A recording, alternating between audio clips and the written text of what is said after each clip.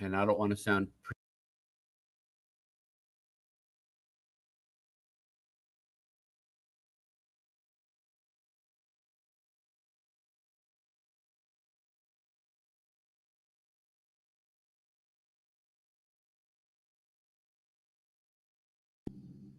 Can y'all hear me? Can you hear me now? Hey, Jason, can y'all hear me?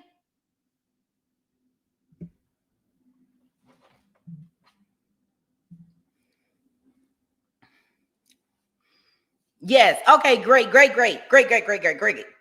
Look. Okay. I see. You said let's go. Let's go. Good morning, Merelda. Hey, Jason. Hey, therapist. Hey, OnlyFan. Hey, Chris.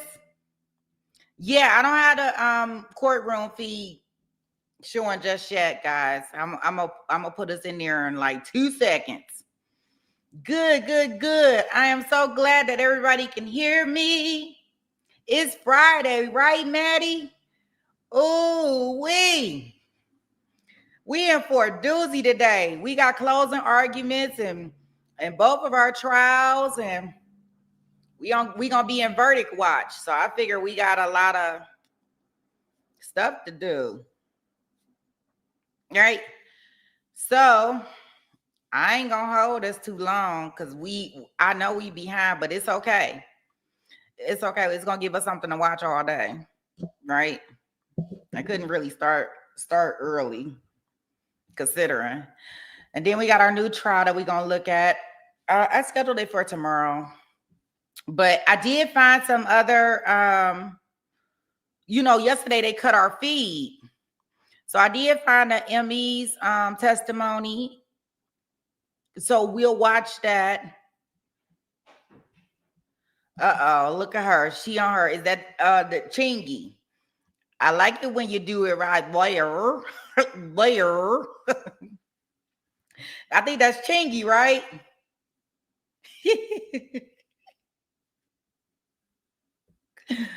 Right. Oh, awesome. Thank you so much, therapist.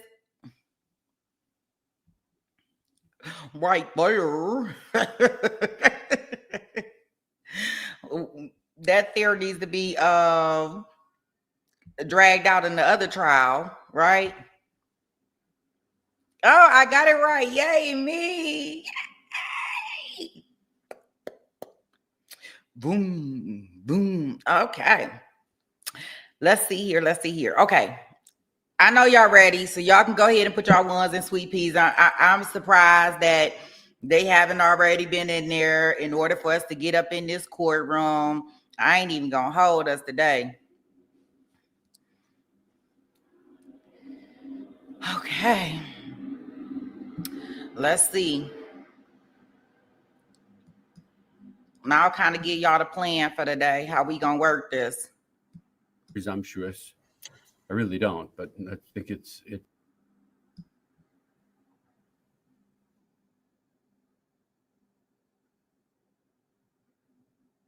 Did it? The record. One thought I had, and I don't want to sound presumptuous.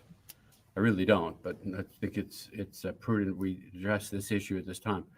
When we do send back the jury to deliberate, 4 alternates are going to be temporarily released, conditionally released on if there is a second phase. So it probably behooves us to think about when we would start that, Monday or Wednesday. We request Wednesday, Judge, so that we can get everybody flown in. What do you You think? might need later than Wednesday, Judge. This might be more of an issue that we could handle this morning. Okay. Maybe it should be better addressed once the jury goes out. I see that my investigator is here who is going to help corral the Connecticut witnesses. I think he will have some information for the court. Okay. So it might take more than just a handful of minutes. Okay. And it might end up with us asking for a later date than Wednesday. Well, then I could say at least Wednesday. Yes. The default position would be Wednesday. Yes. Okay. All right, now I'll be open-minded, play that by ear. Of course, I'd love to wrap this up if that does happen next week, because after that, I've got dockets that would need to be covered dramatically by other judges, which if that has to happen, that has to happen. Also, the longer we go, the more we risk unavailability of jurors too. But that helps me to say if you do return, it will be at least Wednesday. Judge, what, Yeah. I'm sorry. Tuesday's a holiday. I've never done this before, but what happens if in penalty phase, one of the jurors goes wayward? One of the actual jurors, Yes, sir. the alternates are going to be coming back and sitting through the entire penalty phase. So they're alternates for the penalty phase. Okay, too. so they stay. I Okay. keep them under the rules about communication, media, and so forth. So they're alternates for a penalty phase as well, if there is one. Yeah, which is why I need to know when, to tell them that. And that's one of the questions they usually have to explain that to them. If there is a penalty phase, you're an alternate for that too. So even more reason why we appreciate you being here. And that's part of the reason. But the good news is y'all elected to have 4, which is the most I've ever used. But that gives you extra insurance if you do wind up having a longer delay. I can't see how any other procedure could be adopted yet, of course. It permits the possibility of an alternate who did not concur in the verdict participating in the penalty phase. But that's not problematic legally because we do so many resentencings. Right. Well, that's true. Same thing, just years between instead of days. We do so many of those. And the jurors are still filling out their questionnaires? Oh, their lunch menu request. That's a Freudian slip questioning, given what we did for 2 weeks. All right, we'll go off the record awaiting that.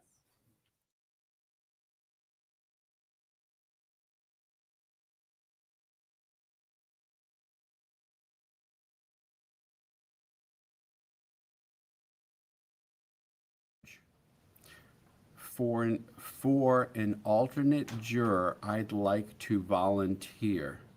My son was expelled from his school yesterday, so I would like to be an alternate juror if possible, so I can work on, I think that word is personal, but it's very odd. Home with my son. You can look at the note in case I'm not reading her handwriting correctly, but I think that's what it says. It says Christine Busta, 19th, 2025.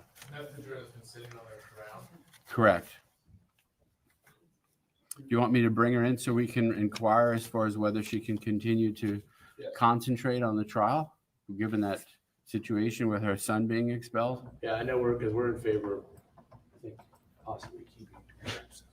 What does the defense want? Do you want me to inquire of her? Can we have just 1 minute? Judge? Sure, Thank you. absolutely. The expulsion of the son is the reason why she cannot continue? She wants to be for an alternate. I'm just verbatim. For an alternate juror, I'd like to volunteer.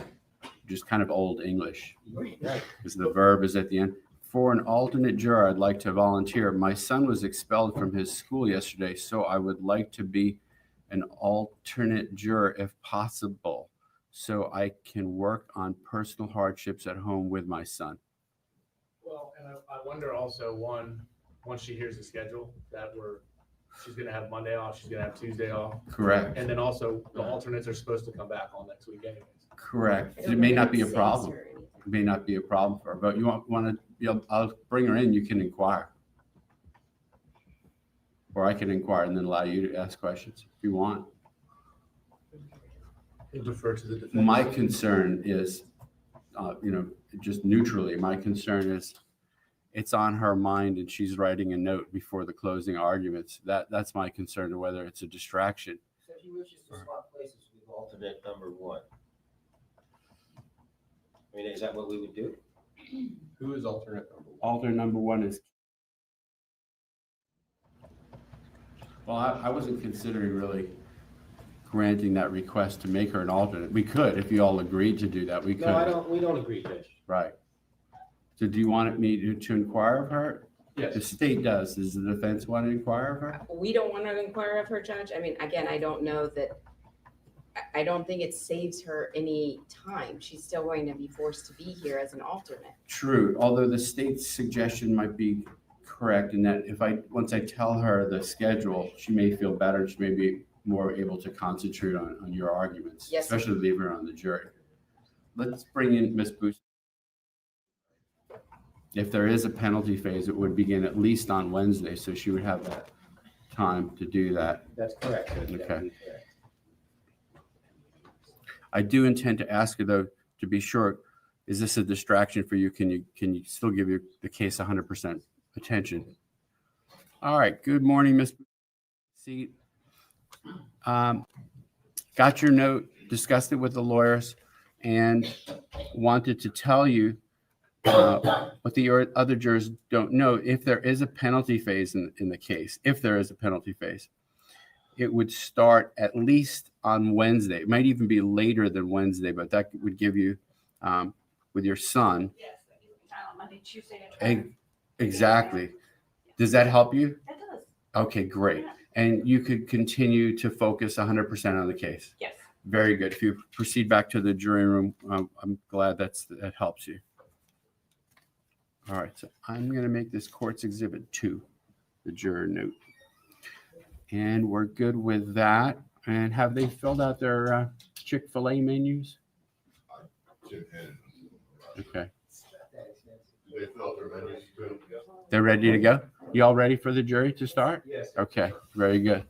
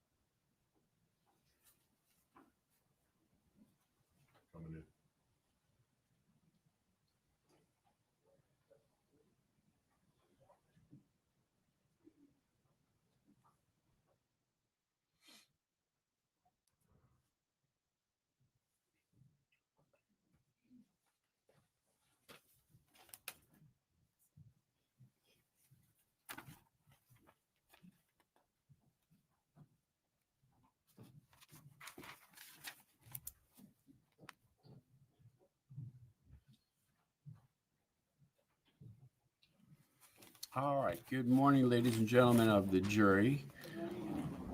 I have instructed you on the law at this point. You're about to hear the closing arguments of the attorneys. I want to reiterate to you something I told you at the beginning of the trial before we even started with the opening statements. What the lawyers say to you in their opening statements and their closing arguments is not evidence. The evidence at this time is closed. But the closing argument serves a different purpose than the opening statement. It allows the attorneys to argue the case to you or sum up the evidence, as it's sometimes referred to. They're going to be commenting on the evidence that's in the record that you've heard already, and you've decided as far as which you're going to decide what the actual evidence of this case is in order to persuade you to see the case from their perspective. Each side will have equal time, but the state, as the plaintiff with the burden of proof, is allowed to divide its time between an opening, closing argument, if you will, and a rebuttal closing argument, if you will, after the defense attorney has spoken. And the state may proceed with its closing argument. Thank you. Think back to jury selection, and we asked the same question of everybody here.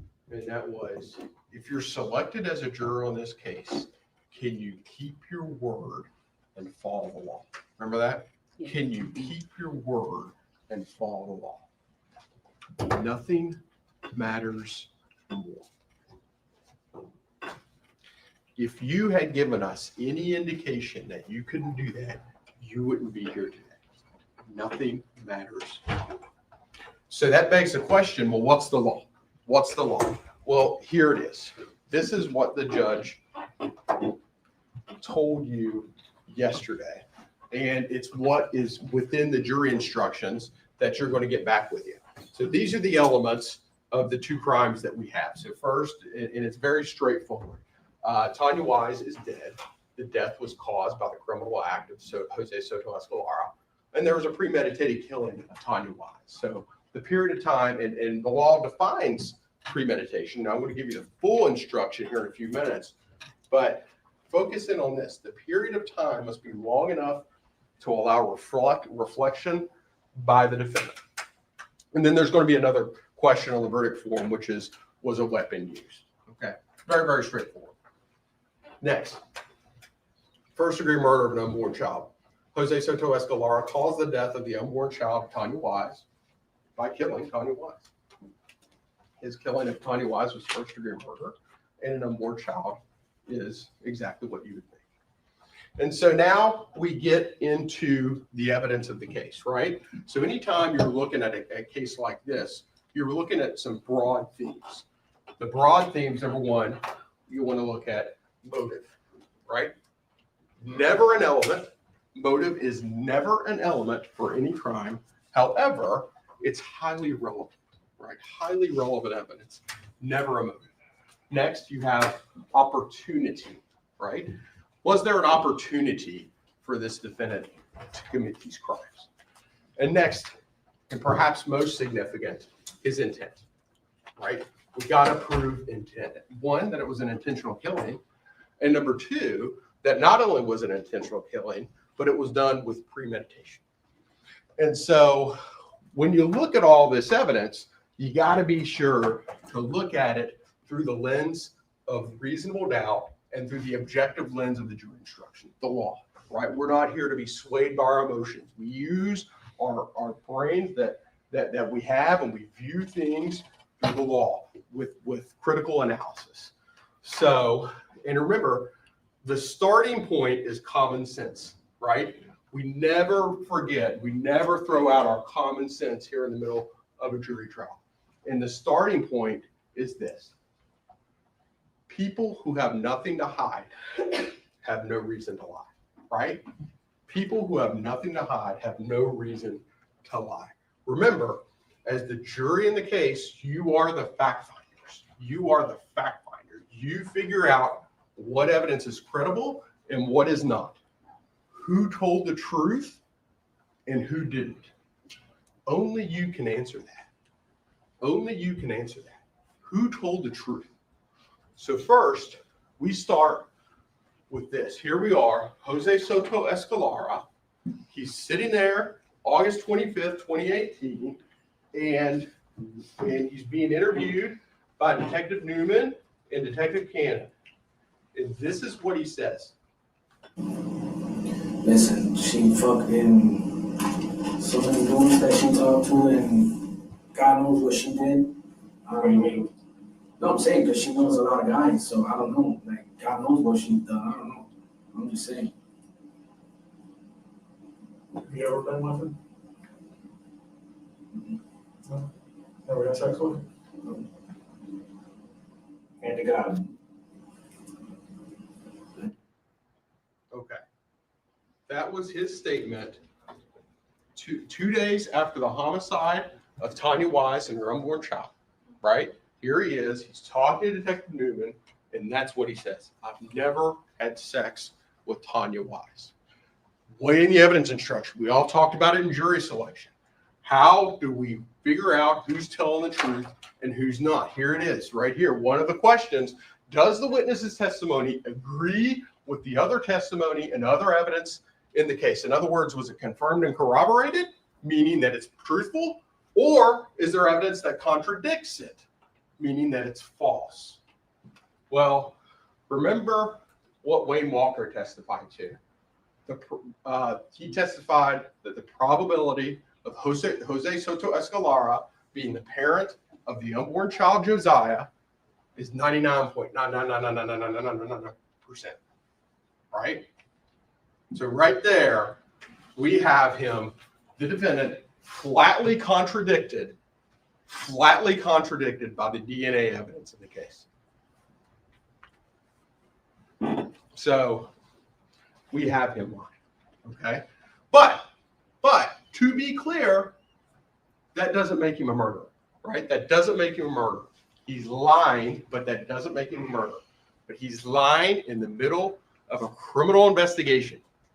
He's lying in the middle of a criminal investigation. So what else do we have? What else suggests that this defendant had the motive to kill Tanya and her unborn child? Well, as you recall, we have the defendant's statements all the way back to August 21st of 2018. Norma Campos from the FBI testified to this. Remember, the crime happens on August 23rd, 2018. So here we are, 2 days later, session 3 of 39.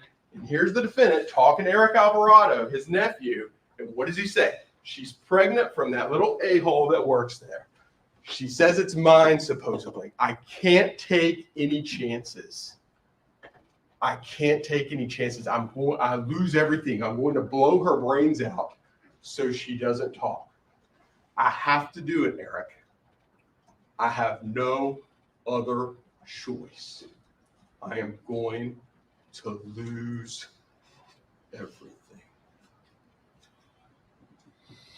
If there's some concern about who's saying what during these videos, well, we know who said it. There's only 2 guys in the truck. I have to do it. Eric, this comes directly from the words of that defendant, Jose Soto Escalara, comes directly from his mouth. I'm going to lose everything. And then he goes on, if my wife found something like that out, oh my God, bro, I lose everything, bro. I lose everything. Remember, as we discussed in jury selection, our lives are a reflection of our choices, right? Our lives are a reflection of our choices. He chose to do this. He chose to do these crimes. On August 21st, 2018, you see the genesis of this plan. He chose to do these crimes. Had he simply been accountable, would we even be here today? So we know he has a motive. We know he has the motive now because it comes directly from the horse's mouth. Did he have an opportunity to commit these crimes? Did he have an opportunity to commit these crimes? Okay, so because somebody can have a motive to kill somebody, but again, that doesn't make him a murderer, right? So we got to look next to whether he had an opportunity. So then we have Agent Kelly D.P. Trantonio from the FBI, and she comes in and she testified, and she said, listen, I took the cell phone data from both of the phones of the defendant and the phone of the victim that she was using at the time.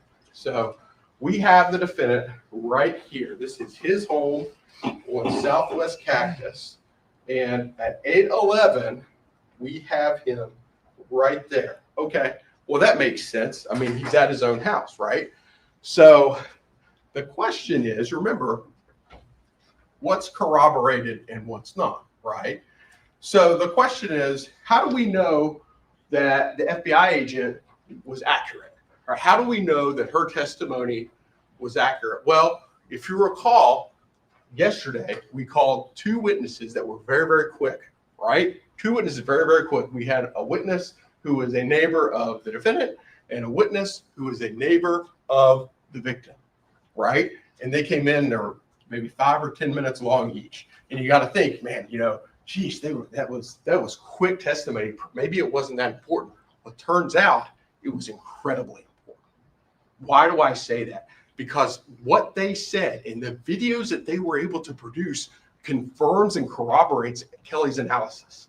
Why do I say that? Well, because here we are on Southwest Cactus, next door neighbor, we see a truck leaving at 8:11, which is within the time frame that Kelly was able to find, right? She was able to find these times and these geolocations at that time in her analysis.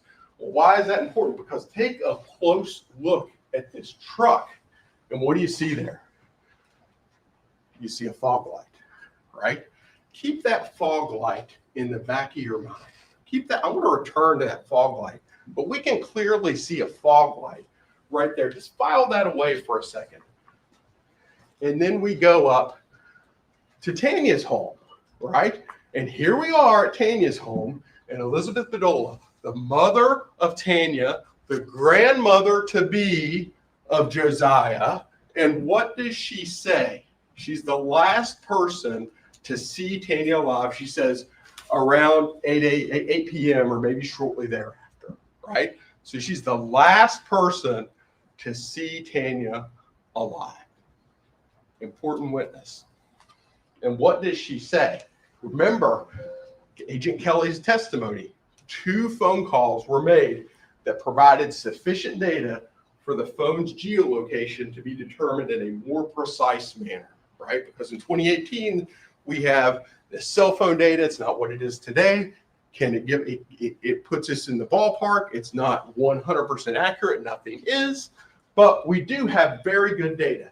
And at 8:25, who is talking to Tanya Wise? That would be a good question. Who is the victim talking to? Who is the victim talking to shortly before her death? Who is she with? The defendant. Right? The defendant. He makes these 2 phone calls, or actually one to him and one from her at 8:25. At 8:25, and that puts the defendant at her house. So he's calling her. Not only is he calling her, but he's right there at her home. He's right there at her home, right? And the question that I would have is, wait a second, if this defendant had nothing to do with these murders, right? If he had nothing to do with these murders, then why is he at her home? And why is he making phone calls to her right after Elizabeth Bedolla saw her leave that house?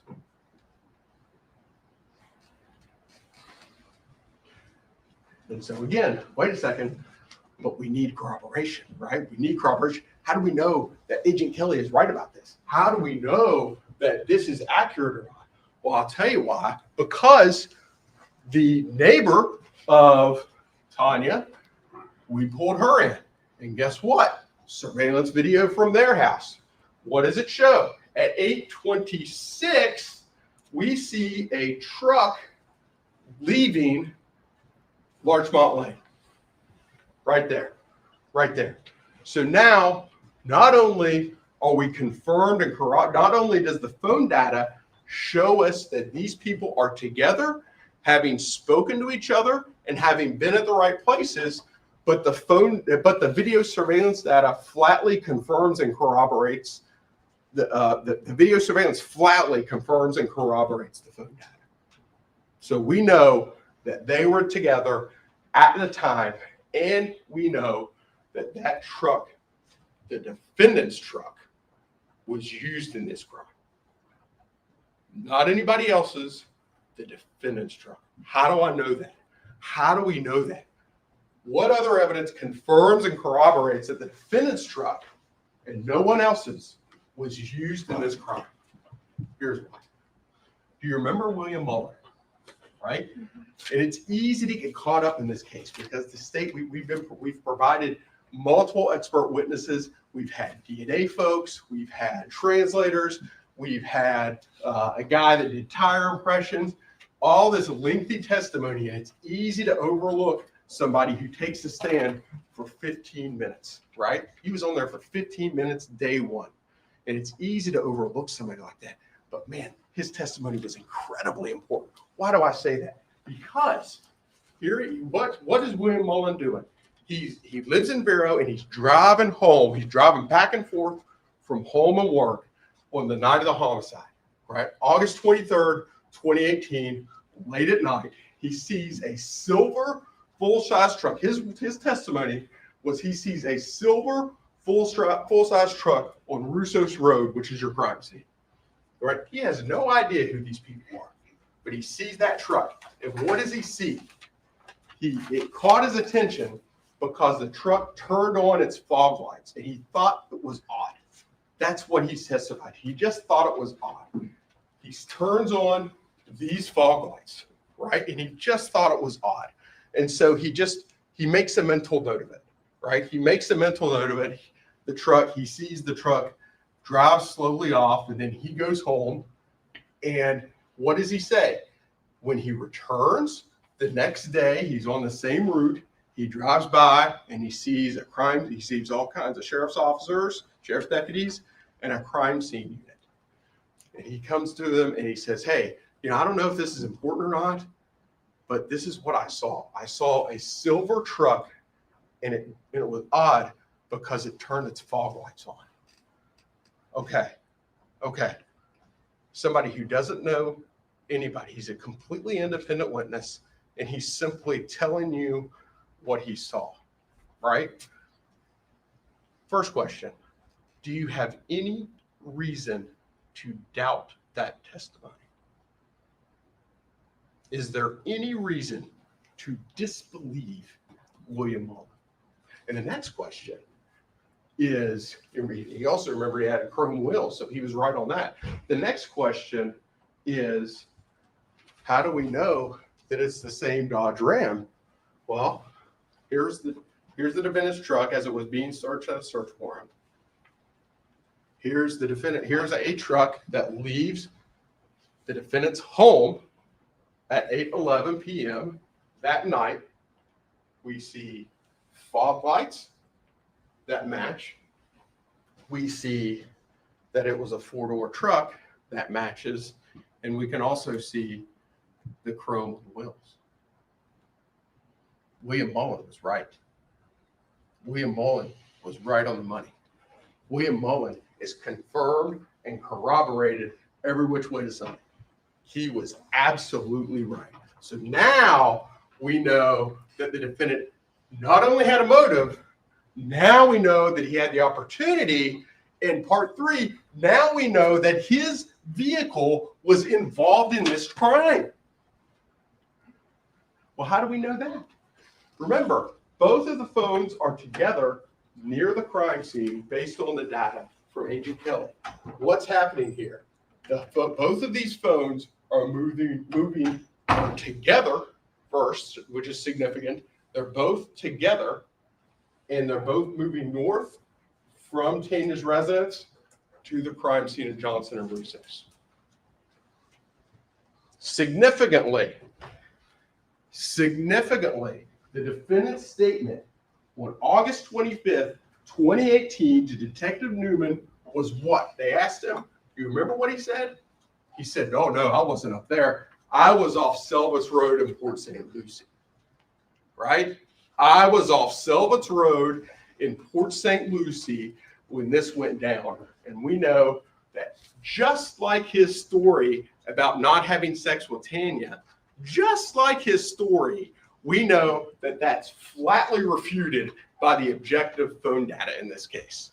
So now we're up to 2 significant lies. He lied about his motive and he lied about opportunity. Now we start taking a very, very close look at Jose Soto Escalara as the person who murdered a pregnant woman. Why would the defendant lie about his location on the night of a double murder? If he had nothing to do with this, if he had nothing to do with these crimes, Why is he lying about this? Right? Why is he lying about this? And then the next question is, well, wait a second. Okay, let's say you're very cynical and you say, okay, wait a second. I need some scientific evidence to back this up, right? I mean, I need some scientific evidence. Is there any scientific evidence that implicates this defendant? Of course there is. Of course there is. What do we have? August 31st, 2018. They go and they swab the front passenger side headrest of the silver Dodge Ram. And what do they find? What do they find on the front passenger side headrest of the defendant's silver truck? Tanya Wise's DNA. Okay. Tanya Wise's DNA. What else do we find? If he had nothing to do with these crimes, if he's innocent, what's her blood doing in his car? What else do we find? Okay, here we go. Exhibit 29, a section of carpet. They took that out on September 24th. The major contributor, Tanya Wise. Tanya Wise. So now not only do we know, now we've established motive, now we've established opportunity, and now we've established that this truck was involved in the crime. Tanya was not strangled, right?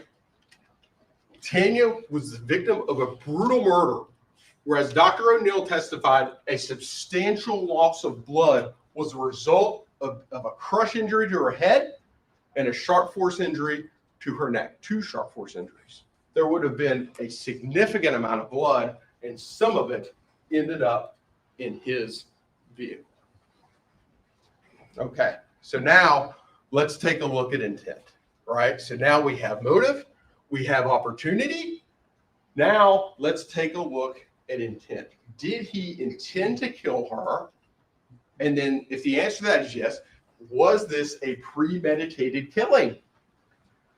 So again, here is what the judge is going to tell you, or already told you, I'm sorry. This is the full and complete definition of premeditation.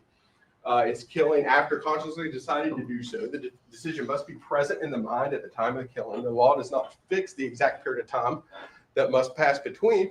There must be enough time to allow reflection by the defendant. And think back to jury selection. We had all talked about the stoplight, right? And we had all agreed, yeah, during that, when your foot goes from the in that no man's land, and you make the call as to whether or not you're going to push the brake or whether or not you're going to push the accelerator and go through and see if you can beat the stoplight, that's a premeditated act. You are making a deliberate, conscious choice. Remember, it's a choice that we make.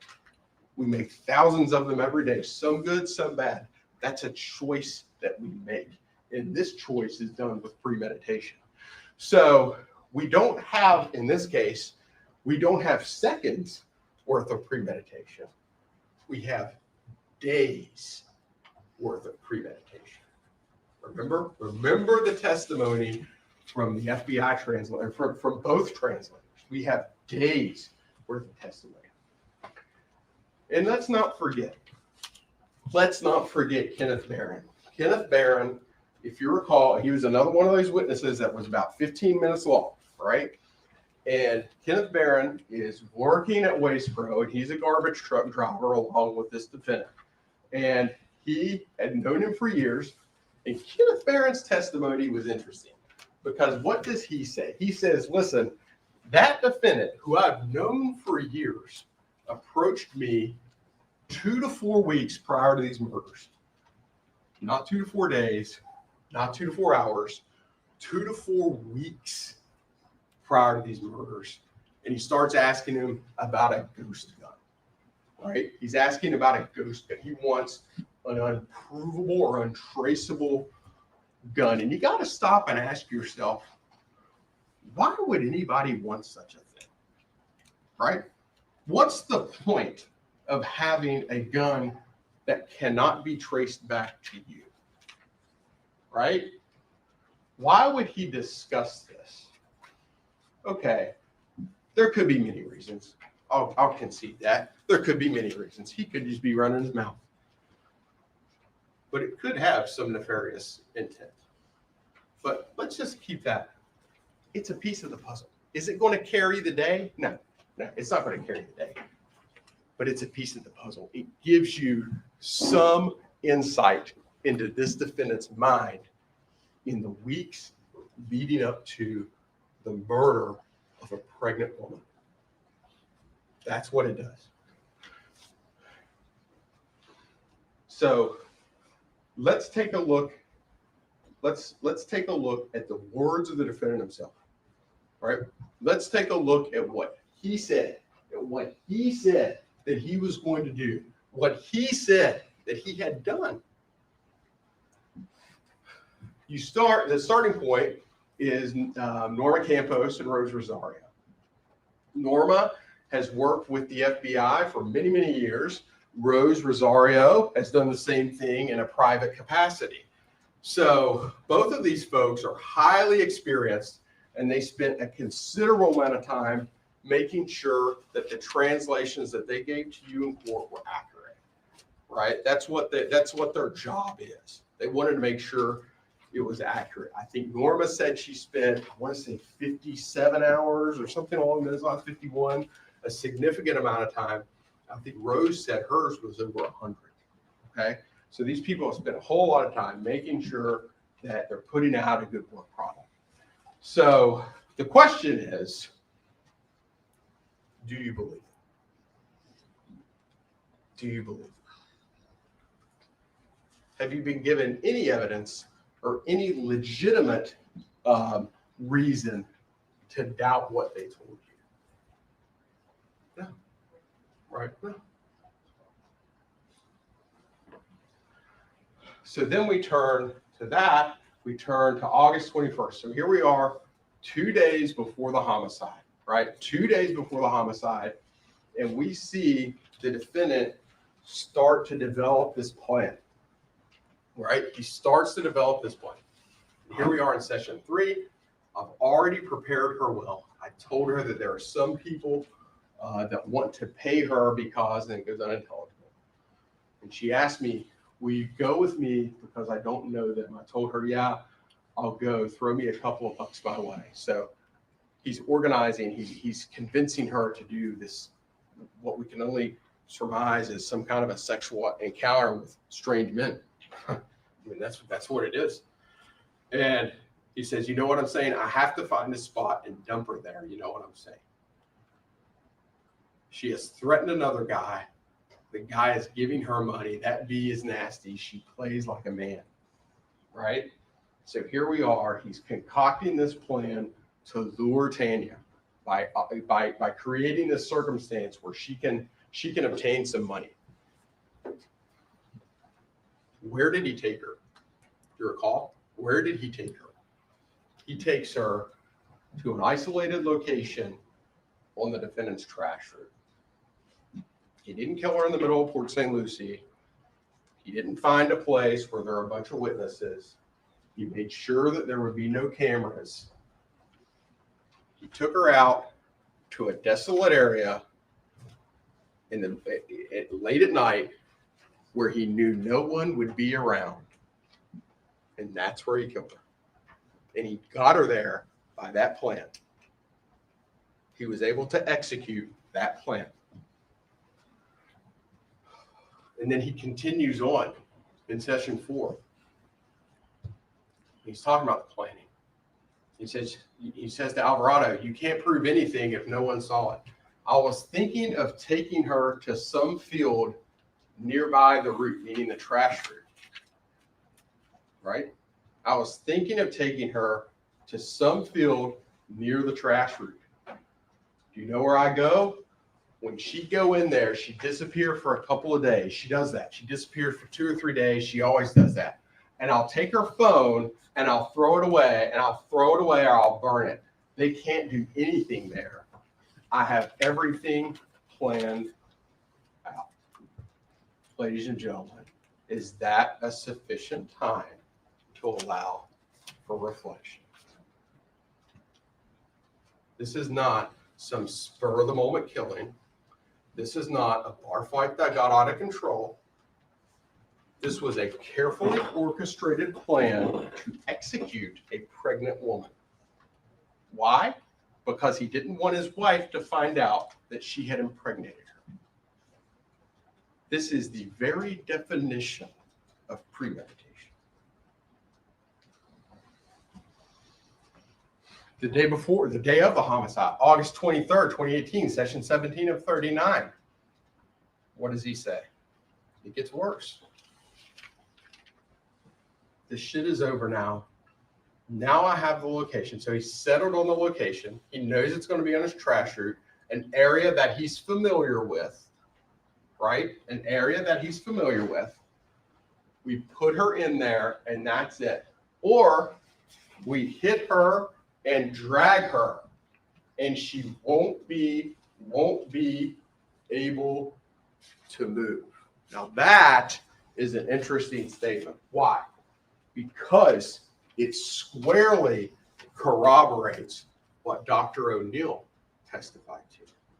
They said, well, wait a second, how does him running his mouth corroborate with Dr. O'Neill? Right? Remember, she's the medical examiner in this case. How do we know that he actually executed his plan? He's not just run his mouth. Well, here's how you know. Because Dr. O'Neill testified that there were 3 significant injuries here that caused death, each in and of themselves sufficient to cause death. Meaning, he hit her in the head with what she described as a heavy instrument, right? This was blunt force trauma. It caused a crush injury to her head, a skull fracture that led to brain swelling, and it incapacitated her. And what did she say? It caused her to vomit. What did they, when they found Tanya's body, what was lying underneath her face? Vomit. He hit her in the head so hard that it incapacitated her. It was the result of blunt force trauma. So now we know, based on the statements that he provided, coupled with Linda's testimony, Dr. O'Neill's testimony, now we know the sequence of the blows, right? Now we know the sequence. So in other words, he didn't slice her neck and then hit her in the head. No, this was an orchestrated plan. We know that he was saying this several hours before he killed her. He had a plan in effect and he carried it out. He hit her in the head with a heavy object, which incapacitated her. She probably fell on the ground, and then he gets behind her and slices her neck, not once, but twice. And what did Dr. O'Neill say? She said that the wounds were so deep that they came very, very close to her spinal cord. Now, I'm not going to show you those photos. I'm not going to show you those awful photos. They're in evidence, and you can take them back and look at them in deliberations if you want. I'm not going to make you look at them again, but I'm sure you remember that testimony. And again, all of these wounds were done with such force that they were able to cause death in and of themselves. This also suggests 2 different weapons, right? 2 different weapons were used. The hilt of a knife is not heavy enough to cause this crush injury. The hilt of a knife is not sufficient enough to do that. That means he had 2 weapons. What does that tell you about his plan? What does that tell you about his intent? He armed himself ahead of time, not with 1 weapon, but with 2. This is not a bar fight, ladies and gentlemen. This was a carefully thought out plan to execute Tanya Wise, to make sure that his wife wouldn't find out about his own son in her womb. August 24th, 2018. How do we know that it wasn't Eric Alvarado? Holy cow. Let's take a look. He's taking steps to conceal these crimes. The defendant, and since she disappears like that for a couple of days, remember, he said the same thing the day before, right? This is part of his plan. No one is going to be looking for her. That's what he says. No one's going to be looking for her. No one cares about Tanya. That's what he said. No one cares about her. I already took 2 baths when I got to her house. I bathed. This morning I bathed. I cleaned my hands with the cleaner, the one for the brakes. So we know based on Dr. McNeil's testimony that this would have been an extremely bloody crime scene. And what is he doing? Again, he is carrying out his plan to make sure that he gets away with this. He doesn't want to be caught. Who would? He's trying to get away with this. So what's he do? He not only is he showering as anybody would, he had to have been a bloody wreck when he got home, but what's he doing? He's cleaning his hands, not just with, Palm Olive. He's cleaning his hands with brake cleaner. And then he goes on and says, because I had gloves and everything just in case, right? So not only did he think about this plan, not only did he bring her out to an isolated area away from everybody, not only did he arm himself with not one, but with 2 weapons. Not only did he do that, but he had gloves and everything just in case. This was not a spur of the moment homicide. And remember Detective Newman's testimony from yesterday. Again, another one of those witnesses. He came up, he's about 5 minutes long. Remember what he said? He said, listen, we executed a search warrant at the defendant's home, and it had no evidence that he committed any of these crimes. It had no evidence. There were no bloody clothes. There was no bloody knife. There was nothing. Right? There was nothing. So we know that part of his plan, he was successful in that endeavor. Right? He was able to conceal part of the evidence from law enforcement. He was able to do that. He did do that. And then, of course, you turn your attention to what he says to Eric Alvarado, which is the confession to this case, right? This is the confession. We have all the statements leading up, and then the day after the homicide on August 24th, he then tells Eric Alvarado this. Alvarado asks him, did you see blood? Did you see it? So let's stop right there. What does that infer? What does that infer? Alvarado is asking him a question about blood. That means Alvarado wasn't there, right? If Alvarado was there, he would have known what a bloody mess it had to have been. He's asking him, did you see blood? Alvarado wasn't there. You can say all you want about Eric Alvarado. He wasn't there at the crime scene. And of course, the defendant's response was, look, I had it all over the clothes. Which is true, which had to have been true. You saw those wounds in her neck. You saw that crush injury to her head. It had to have been true. I had it all over the clothes. But without the evidence, they can't do nothing. They can't do nothing if they don't have all the evidence. No one saw the bag. It would have been really nice to find that bag, wouldn't it? It would have been nice to find that bag. But that part of his plan was successful. And we know that he was covered in blood. He got some right there, and he got some on the passenger side headrest. Ladies and gentlemen, this defendant is guilty as charged. There is no question that he is the man who is responsible for the death of Tanya and Josiah.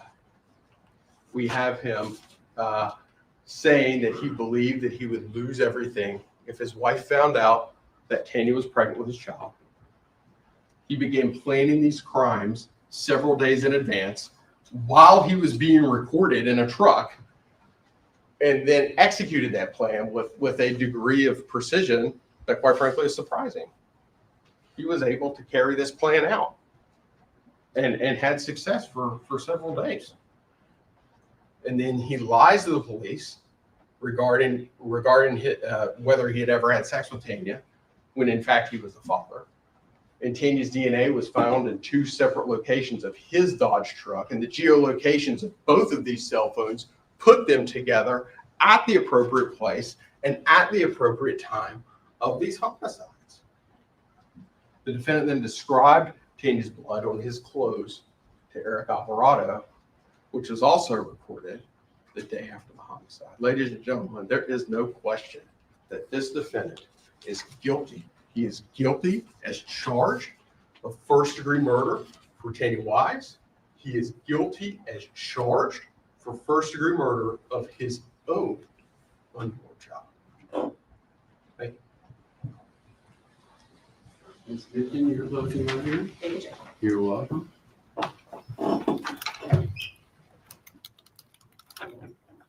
All right, as we discussed in openings and the judge told you yesterday, reasonable doubt can come from the evidence, lack of evidence, and conflicts in the evidence. So let's talk about the evidence that we heard over the last 4 days and why you should have very real doubts about the state's case. This is not a first-degree murder case. Nothing about this case is first-degree murder. In jury selection, you learn that only first-degree murders are eligible for the death penalty. This isn't that. If you believe that Jose did this, it clearly was not planned.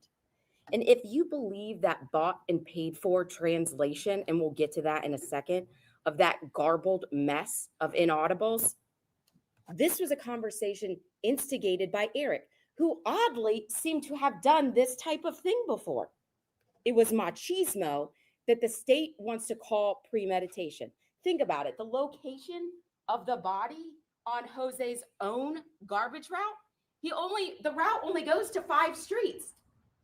That's where he's going to pre-plan his, premeditated murder to put the body on his own route.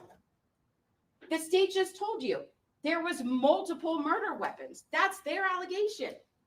So somebody who pre-plans out a murder days in advance, we can't even figure out which weapon to use. If you believe that Jose did this, it was in a pressure cooker and maximum force was applied to him. You don't mess with people's money and you don't mess with their family. And if you believe the state's case, Tanya was threatening Jose with both. And she was telling multiple men that they were the father of her unborn child, and she was extorting them. It's possible that Jose thought that he could talk Tanya out of blackmailing him and extorting him, only to have Tanya refuse, and in a fit of passion, without any ability to reflect. That's how the murder occurs. That's why the method is frantic and there are multiple weapons used. But that's only if you believe that Jose did this. But here's why you shouldn't believe that. The state told you in the opening that Jose didn't plan on being recorded. That's what they said. But not only can you see the cameras, and remember, Adolfo Cavelli told us there's 4 cameras. There's 4 different angles being recorded live. He told you that yesterday, Adolfo told you that employees are specifically instructed when they work for Waste Pro that they're being video and audio recorded. So the state's opening that he didn't plan on being recorded is false. Adolfo told you they know. We tell every employee you're video and audio recorded at all times in the truck. Why would a person actually discuss a murder they actually meant to do in front of a camera that was constantly monitored? And Adolfo Cavelli told you the first time that he got up, look, I look at it at least once a day. At least once a day, I monitor those cameras to make sure that my drivers aren't eating and driving, that they're not texting and driving, that they're not driving in unsafe conditions. And when at the Detectives Bureau, Jose immediately gives consent to search his truck. Why?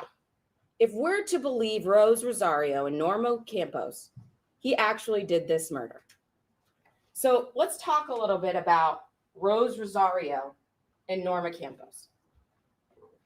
The state said in their first closing argument, you have no reason to not believe them. Well, let's talk about that. Rose certified the wrong date of the tape on the formal certification, not once, but twice. The date of the recording, a thing that does not need to be translated. She could not get that right. Not one time, but 2 times. She got it wrong. She also told you she makes $95 an hour. And she took about 150 hours. That was the number, 150 hours to do that. That's $14,250. 14,250 reasons to say whatever the state wants her to say. And don't you think that it was odd that neither translator could simultaneously translate the audio that was being played live? Both of the translators, Rose and Norma, were reading the transcript that they had previously prepared. They could not translate the audio that sounded like, and I'm so happy that the state played it for you, because it sounded like this. And from that, they typed out long paragraphs. When I could only hear static and a couple words. I never heard the word Clorox. Clorox, why is that important? Why do you mention that? Well, I mention that because Clorox is a word that doesn't translate. It's a name brand. And in name brands, they're the same in English and Spanish. You never heard that word Clorox. Meanwhile, the court interpreter, who the judge told you is totally neutral. Neither side hires the court reporter. She works for the court. And she certainly wasn't getting paid $14,000.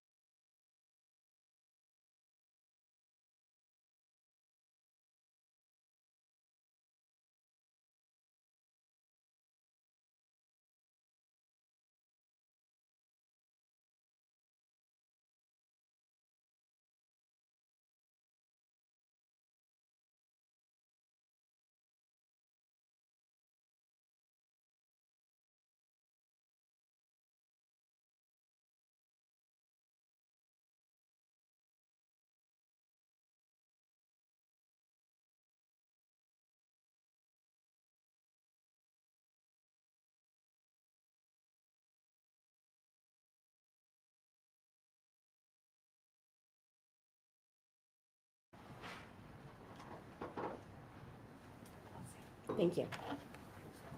I'll restart. Meanwhile, the court interpreter, remember Rosario that came in, and the judge told you she was a neutral party, not hired by either side. She could contemporaneously, at the same time, translate English to Spanish and Spanish to English, but she wasn't getting paid $14,250 to testify. Rosario told you that she normally testifies for the state, and this was only her 7th time testifying in court. Also, why did it take Rosario 150 hours to translate 1 day, but Norma Campos was able to do 4 days in 55 hours? Norma also told you she didn't follow FBI protocol and do a double layer review, which is an internal validity test that the FBI requires. Now, she told you that viewing that other draft transcript, do you remember that when I asked her about that other draft transcript from the other translator at the FBI?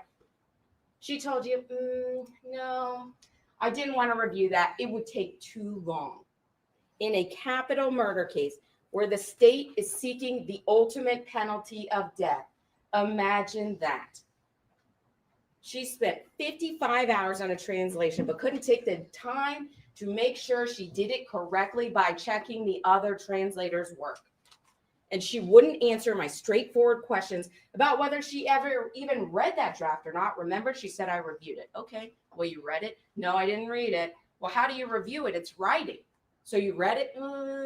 And she couldn't even answer a question. Did you read a document? It's not a trick question.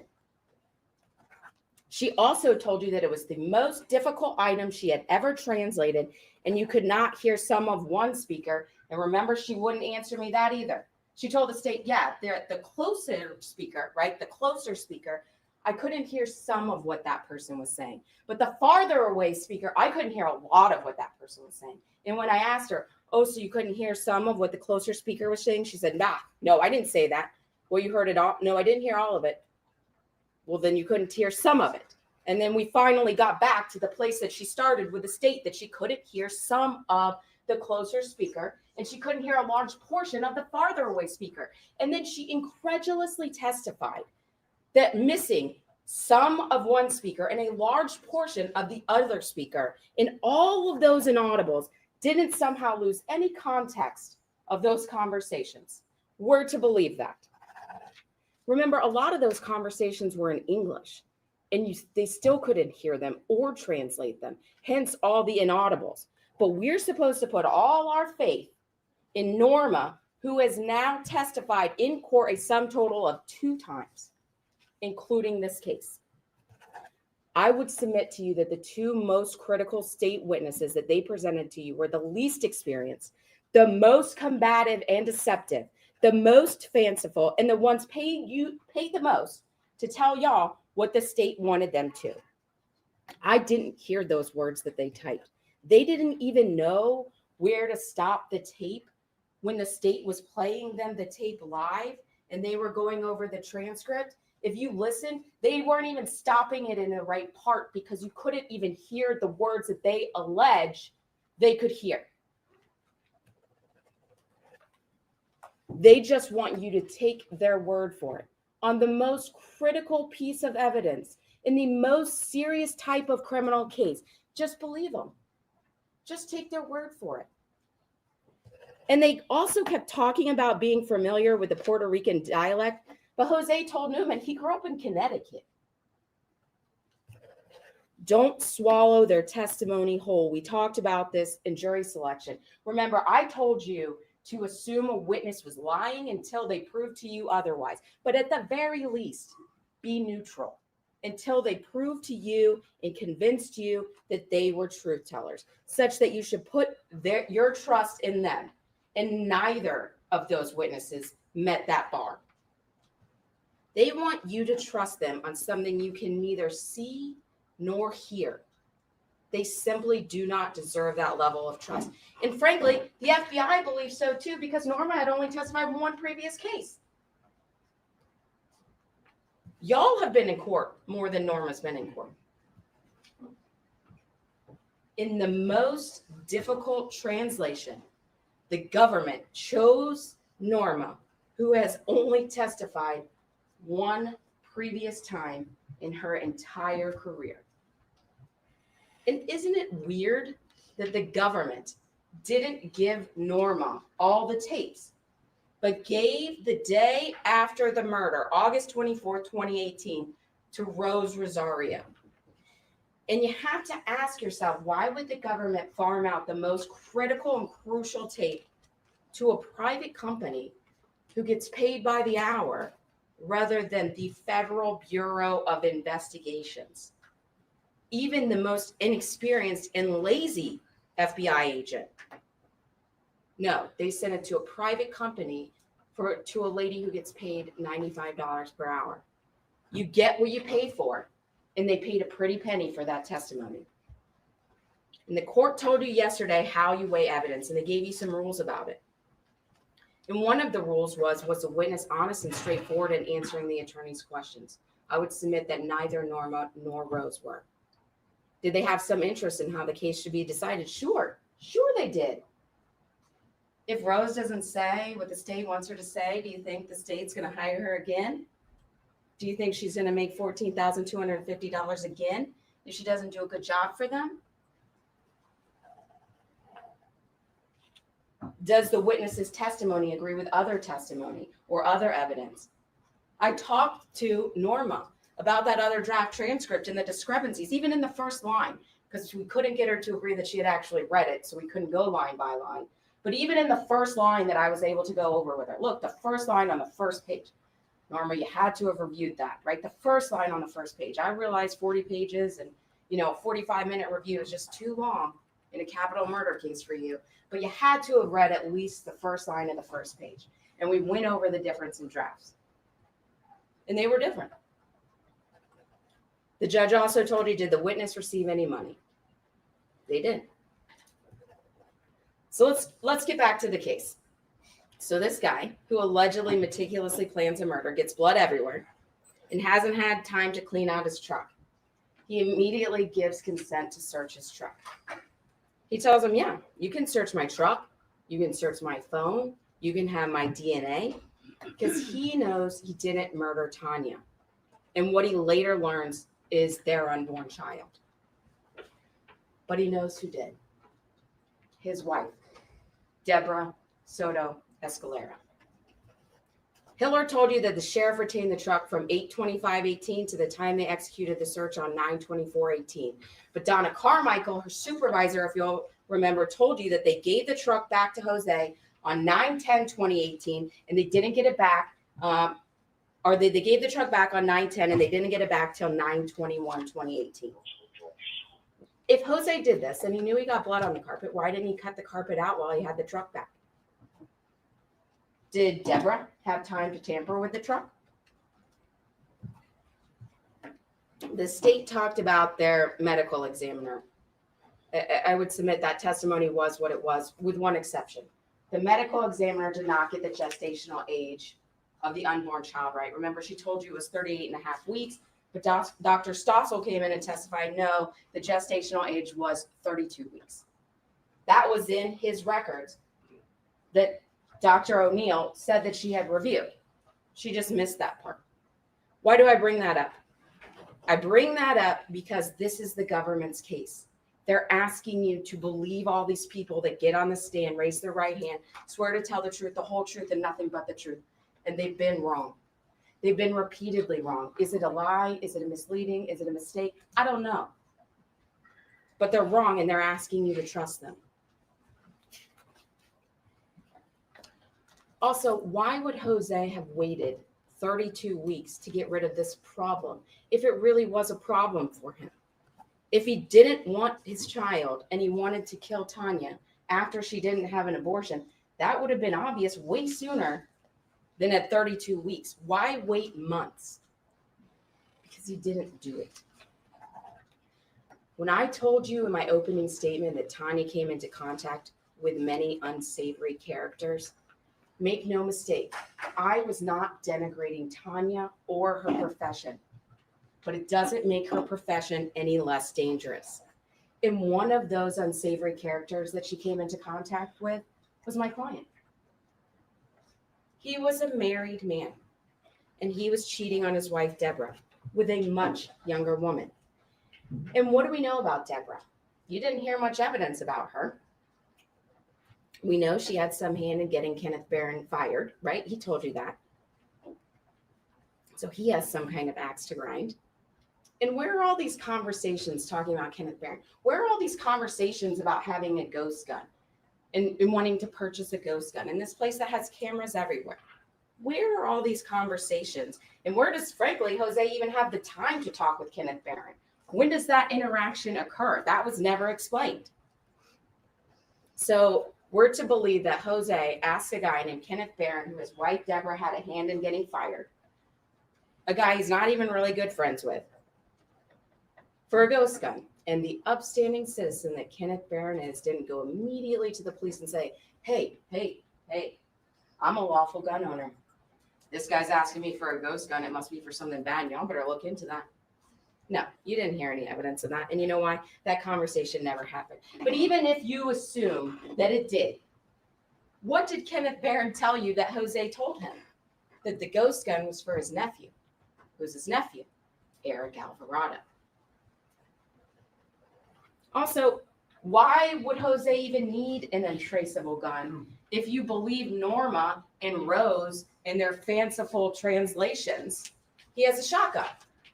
I don't know how you trace buckshot. Why would he need an untraceable gun if he has a shotgun? We know Deborah was a supervisor at Waste Pro. So she had access to those video and audios at Waste Pro from the truck.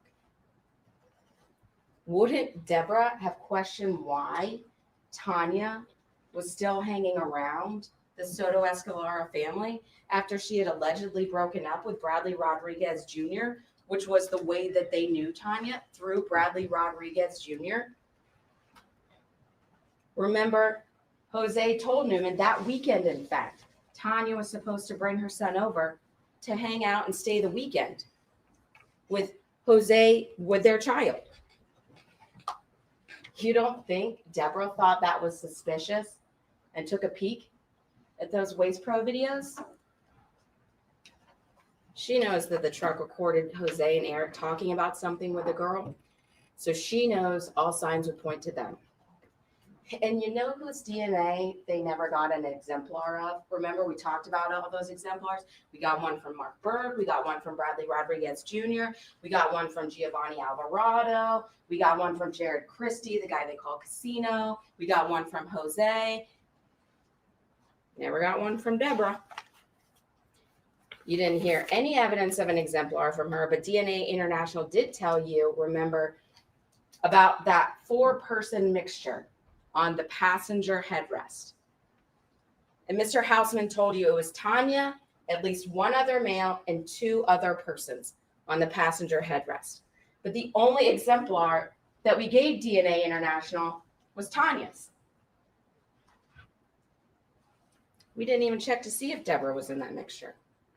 What if Deborah, having heard Jose's plan to meet up with Tanya, followed him that night after he went out and she killed her?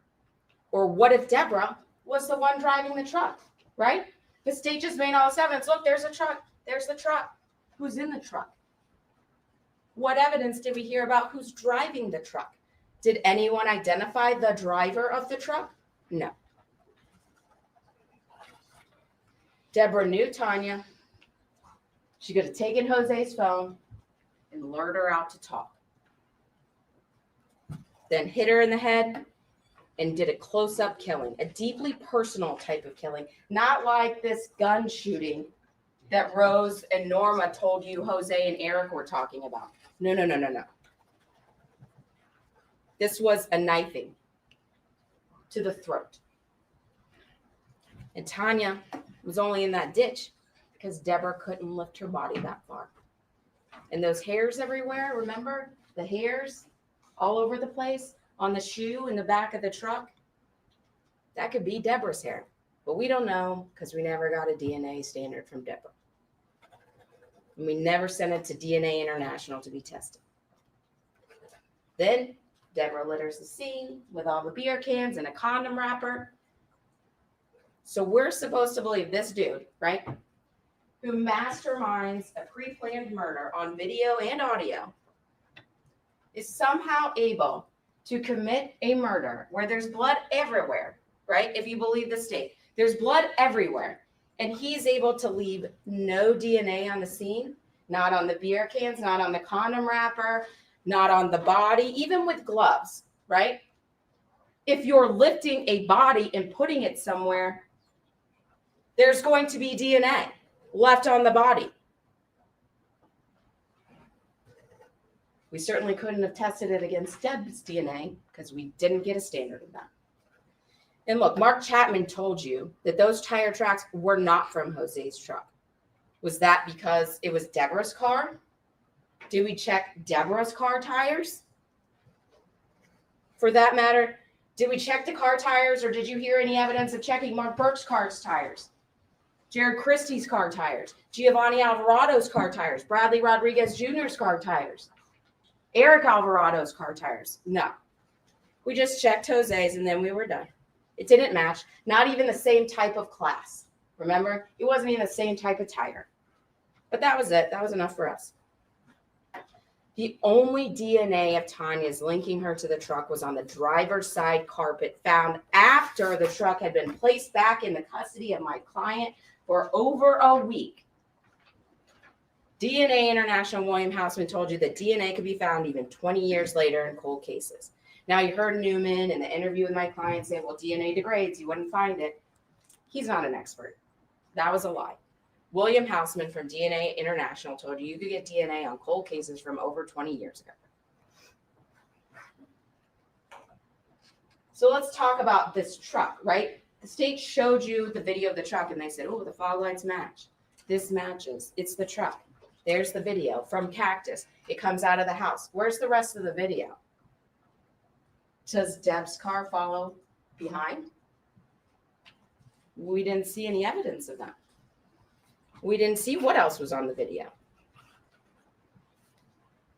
Deborah could have stepped in blood and gotten it in the truck.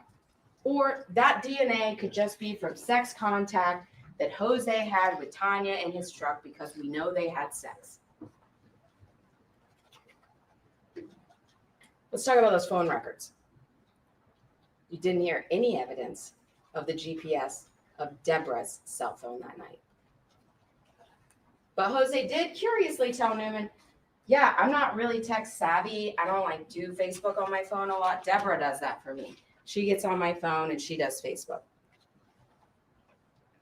Did she take his phone? Because we know she uses it because he told Newman she does. And make a call from it to frame him? Where are her phone records and locations? We don't have those. Remember, Dee Petrie Antonio told you that she could only, and this was important, she could only tell you where the phone was.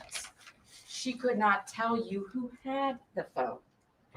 The state wants you to make that mental leap. Do not. Do not. Jose would have known what Deb did at the time of his interview. And he would have known that it was ultimately his fault. And he lied. There's no two ways about it. He lied. He lied to Newman to protect his infidelity and to protect his wife. But he wasn't scared to talk. He immediately talks to Newman because he didn't do it. He repeatedly says that. And if you do believe Norma and Rose, he says that repeatedly in the tapes too. I didn't do it. I didn't do nothing. Also, curiously, in the interview with Newman, Jose says, my wife is freaking out.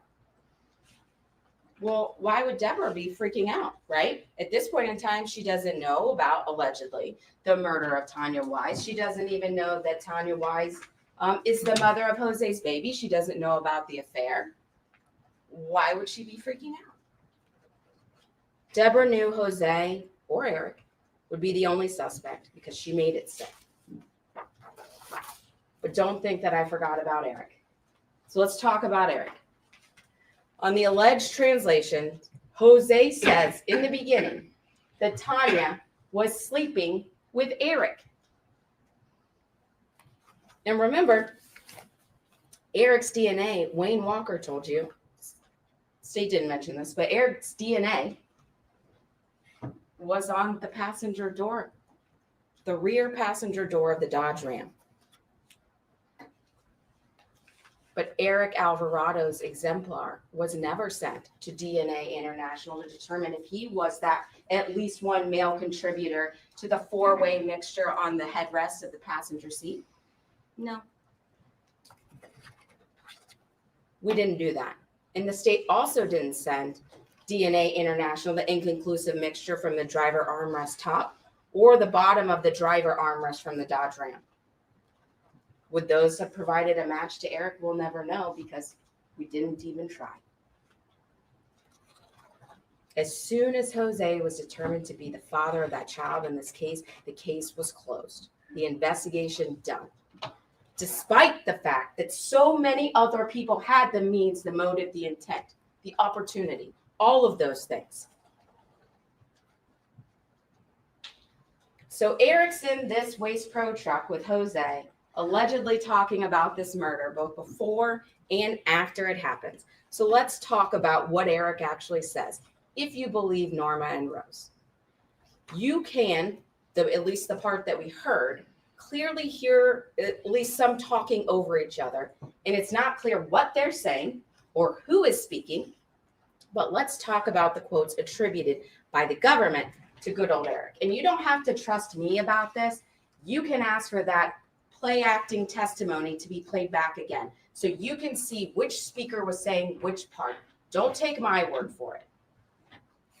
On set 3 of 39, on August 21st of 2018, Eric allegedly says, that girl is talking shit. How would he know? Why would he care about a girl talking shit? What is he even talking about? If we're to believe the state's case, Eric has no knowledge of any of this. How would he know that this person he doesn't even know, Tanya Wise, is saying anything? Jose, again, as attributed by the state's witnesses, then allegedly asks Eric, how did you do it? At night? And Eric says, yes. She said, and that was it. So Eric is killed before? Okay, good to know. Eric then allegedly calls the girl a damn bitch. Again, why? What girl? Who's he talking about? Why is he calling her names if he doesn't even know her? Eric then says he'll take something to Miami. What? If Eric's not involved in this, what's he taking to Miami? On set 8 of 39, on 8/23, Eric allegedly said, we need something like that, something with a barrel. Wow. Okay. So Eric's talking about we need a gun. Why is Eric talking about needing a gun? Eric says, that's what I'm going to do. What's Eric going to do? Eric had nothing to do with this, right? If you believe the government, it was Jose and all Jose. What is Eric going to do? Eric, who's murdered before, apparently. On set 12 of 39, again on 8/23/18, Eric allegedly says, I'll probably go to jail. What's Eric going to go to jail for if Eric didn't do anything? On set 23 of 39 on 8/23, Jose allegedly says, like, clean it real good to take off all the fingerprints, all of them. Unintelligible, this bitch. Unintelligible. If you got to use it, then you use it. Odd. If Jose is the one that does it, why is he telling Eric how to do it and what to use? If Jose's planning to do it, he would say, if I got to use it, I'm going to use it. Not if you got to use it, then you use it. Who's you? Use Eric. Eric responds, I don't know what you're talking about. And Jose allegedly responds, exactly. Sounding like a guy who's done it before. On 8/24/2018, Eric allegedly said, this is the morning after the murder, mind you. Eric allegedly said, can't stop thinking about that. What's Eric thinking about? He wasn't even there, right? He doesn't know anything about it. What's he thinking about? Things that are running in my head. What things? That I should have, that I would have, should have, would have, what? On the morning after a murder that he was on tape planning a murder of something similar that he's done before? Should have, would have, what? That's their evidence. Those are their experts that say that say Eric said, can't stop thinking about that. Things that are running in my head that I should have, I would have. Then, interestingly, same day, Eric allegedly says, as soon as I walk in, she looks at me and she says, unintelligible, somebody else. Who is she? Who is she? Where did he walk into? With the female thinking it was going to be somebody else. That's curious. On 8/24/2018, Eric also allegedly said, I had it here, right here, this part here. You put in the output in this little thing. You put it, I put it right there and it all stays. What's he talking about? That's Eric. I'm not saying it's Eric. They told you it was Eric. Their witness told you it was Eric. What's he talking about? Later on 8/24, Eric allegedly says, I'm fucked. And because I have to be calm like that, now everything to them, it's fine. To which Jose, again, these are the government's witnesses' attributions, not mine. Jose allegedly says, did she have a purse? Curious. If Jose was there and he's the one that did the murder. Or let's assume he participated with Eric. He would know if she had a purse or not. He was there, right? He wouldn't need to ask Eric, did she have a purse? No. He wasn't there. It was Eric. Why is Eric, if Eric didn't have anything to do with this, doesn't know nothing about nothing, why is Eric on the morning after a murder fucked? Why does he say that? Someone says, I already took 2 baths when I got to her house. Whose house? No one took baths at Tanya's house. Tanya's mom testified. She never told you a gentleman came into my house and took baths. If the state believes that that's Jose, which I submit, I guess that's what they're saying, that it's Jose that says I already took 2 baths when I got to her house. Whose house? That's not what he would refer to his house. He would say my house. We know it's not Tanya's house because her mom didn't say, oh, a guy came in and took baths and it was weird. And we know Jose didn't go to another house, right? If you believe the state's witness about the cell phone, that witness didn't put him in another house. No, that's because that was Eric. Eric said that. There's no evidence at Jose's house when they conduct the search of Jose's house. Look, remember, they have all these fancy tools, right? They have all these things. They have that thing called Blue Star, right? They have Star Mix. They have all of these different things that can recover DNA. It lights up bright. Remember, they told you that. And this criminal mastermind is supposed to have gotten rid of every scintilla of evidence in his house. No. It's because he didn't do it. Eric did it. And the evidence is that whoever her's house is, but we don't know who her is because we don't get Eric Alvarado's phone records and we don't do a GPS location on his phone. So we don't know who her is, but we should have gone to her's house and tested there. That's probably where the bag is. You know, the bag, the missing bag. The state said, I wish we had found the bag. That's probably where the bag is. And in the bag would have been Eric's clothes covered in blood and Tanya's DNA. On 8/24/2018, Jose allegedly asked Eric, did you make it? Did you make the landfill? Inaudible, everything. And Eric responds, I hope so. Why does Eric need to go to the landfill on the day after the murder? Why is he hoping so? What's he got? Is it the bag? Is it the bag with his clothes in them? Was it Eric that took Jose's phone to lure Tanya out? And that's why there's a phone call back and forth? His nephew that he grew up with that sounds like him? And is that why when Eric says I walked into her house and she didn't know it was me, she wasn't expecting me? Because she thought she was meeting Jose and it was Eric, and Eric convinces her to come out and Eric is driving Jose's truck? Because he says she looks at him and thinks he's someone else because she was expecting it to be Jose and not Eric.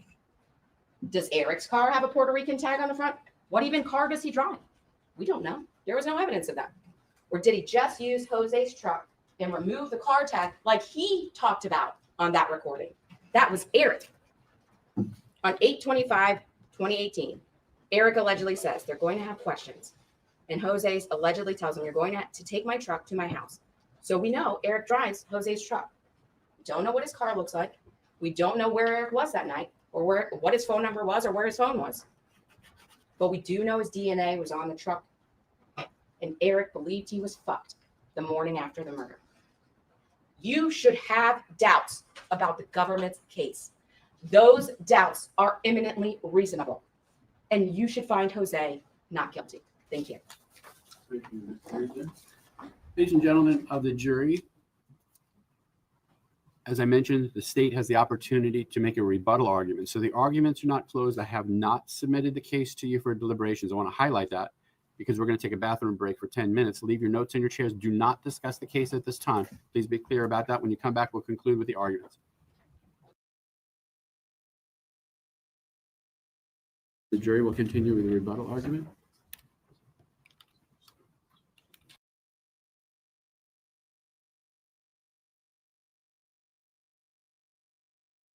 Jurors in a criminal case, any criminal case, we want to view things, number one, through the lens of the jury instructions. But number two, and just as significant, we want to view them through the lens of common sense, right? We never, ever check our common sense at the door in any criminal case or really in any walk of or aspect of our lives. So let's take a look and and consider what counsel just said using that common sense. So they first told you that the defendant's wife killed Tanya, okay?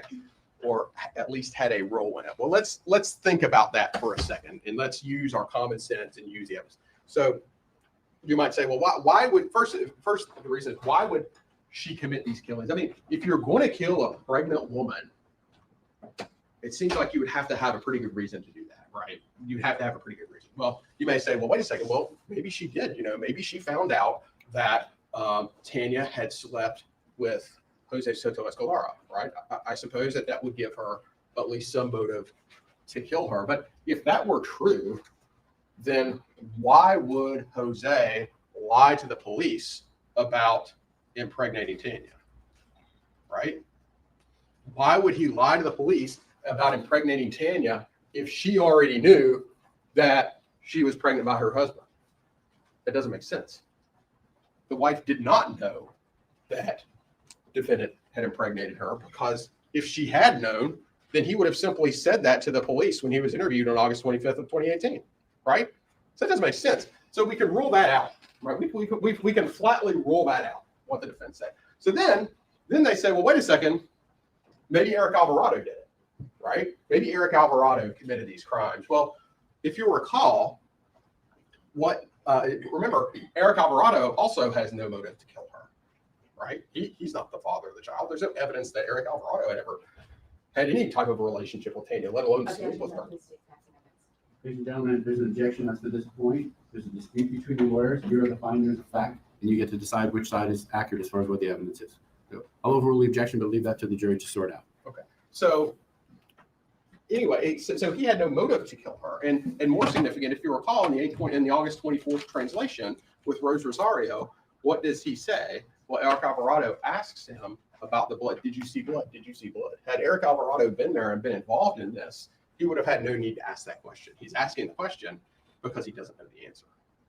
So we can rule Eric Alvarado out as well. And you also have to ask yourself, well, wait a second, the truth is, it never changes, right? I mean, the truth never changes. Well, if this were legitimate, then why are they offering you all these alternative theories?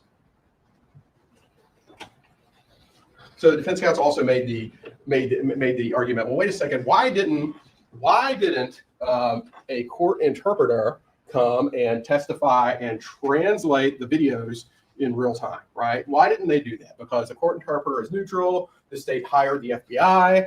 The state hired a private interpreter. Why would they have done that? Well, there's a very good reason. And the reason, of course, doesn't come from me. The reason doesn't come from the words of the attorney, because what the judge told you, and what the judge told you right before I got up for my first closing argument, is what did he say? The words of the attorneys are not evidence, right? The words of the attorneys are not evidence. The evidence comes from the exhibits and what's said here under oath by the witnesses in the case. So let's fall back to the evidence, right? Let's fall back to the evidence. What is the evidence in this case? Rose Rosario, I asked her, what is the difference? Tell us the difference between a translator on one hand versus an interpreter on the other. What did she say? She said, listen, there's a large difference, right? A large difference. Translators use documents and recordings. Translators have the luxury of being able to sit down and to sift through recordings and sift through evidence to make sure that they get it right, which is why that they expended so much time on the work that they performed. They have the ability to sit down and listen through it, and as both Norma Campos and Rose Rosario explained, they listened to several sections multiple times, and use in fact, I think 50 hours for Norma, 50 plus hours, and 100 plus hours from Rose Rosario. So they have the ability to do that, and that's what they did. Why do they do that? Because they can ensure accuracy, and they can go and re-listen to things, and they can also take into account the context of what is being said, right? Very important. Interpreters don't do that. Interpreters translate in real time. They work in real time, and they don't have the luxury of being able to refer to other parts and being able to ascertain meaning from words in that regard. So bear that in mind. Reasonable doubt. Okay, so let's talk about this for a second. Defense counsel says, well, wait a second, there's all kinds of reasonable doubt in this case. And what did they do? They pointed to two errors, right? Two errors within reports. So remember, the criminal justice system is no different than the areas where you work at. in that people make mistakes, right? People make mistakes. There is no such thing as perfection, right? Just because we haven't presented a perfect case doesn't mean that we haven't proven a case. There is no such thing as perfection, and the criminal justice system is no different. Defense counsel points out, wait a second, there is a typo in Dr. O'Neill's report regarding Josiah's age. The OBGYN. As to this point as well, there's a dispute as to the facts of the case, and ladies and gentlemen, you're the fact finders, and you would resolve the dispute, but I'll overrule the objection, leave that to the jury's determination. Okay. The OBGYN, Dr. Stossel, said that the child was 32 or 33 weeks along. Dr. O'Neill said 36 or 38 weeks along. There was a several week difference. Okay, right. Dr. Stossel is going to be more accurate on that point, meaning that Dr. O'Neill had made a mistake when she had simply gone through those medical records. Does that really amount to reasonable doubt? Right? Does that really amount to reasonable doubt? Does that give you any reason? Does that give you any reason to think that Dr. O'Neill got the cause and the manner of death wrong? Of course not. Was Dr. O'Neill wrong when she said that Tanya died of a head injury, which caused a skull fracture or brain swelling? Was she wrong when she said that Tanya died of two significant, serious sharp force injuries to her neck? No. We're talking about a typo in her report, or a mistake in her report. Is that reasonable doubt? Of course not. Of course not. There is no requirement. There is nothing in those jury instructions that the judge read to you. There is nothing in the jury instructions that will go back with you that suggest or even approach this standard of perfection that they're wanting you to employ. There is no. You can approach it.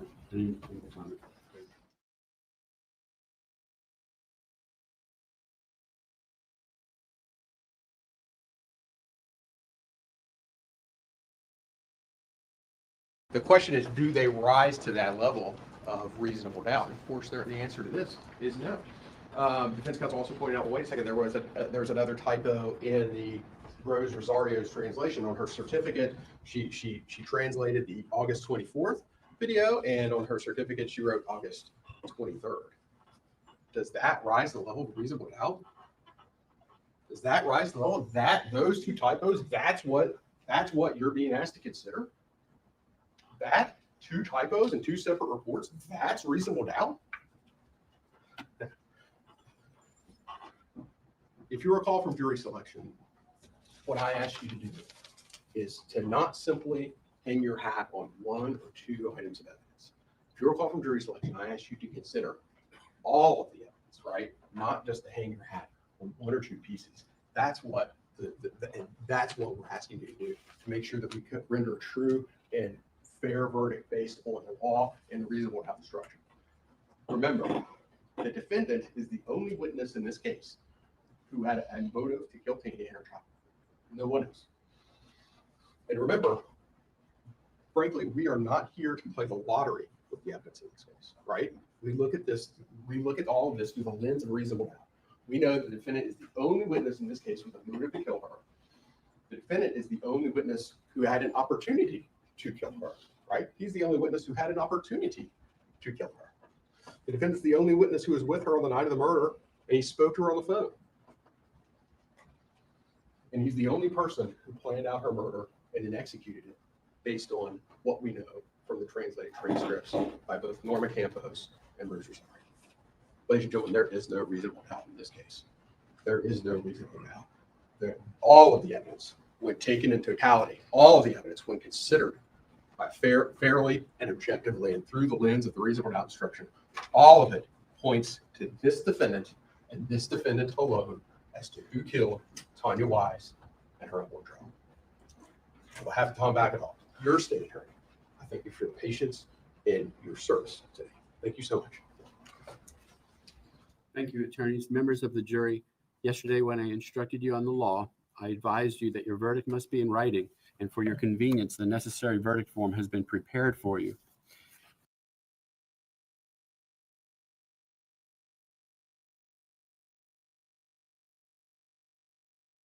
I'm told the jury has reached a verdict. Before we receive the verdict, particularly in this case, it's imperative that whoever remains here in the courtroom while we receive the verdict remains stoic and does not express himself or herself with joy or sadness or whatever it is, because there's a potential that the case continues, and that would be improperly influencing the case going on. So if you're here, make sure you can contain yourself and do not react whatsoever when the verdict comes in. If you cannot control yourself at this time, please leave, and someone else will tell you what happened. Is everyone clear on that? All right. Let's bring in the jury and we'll receive the verdict.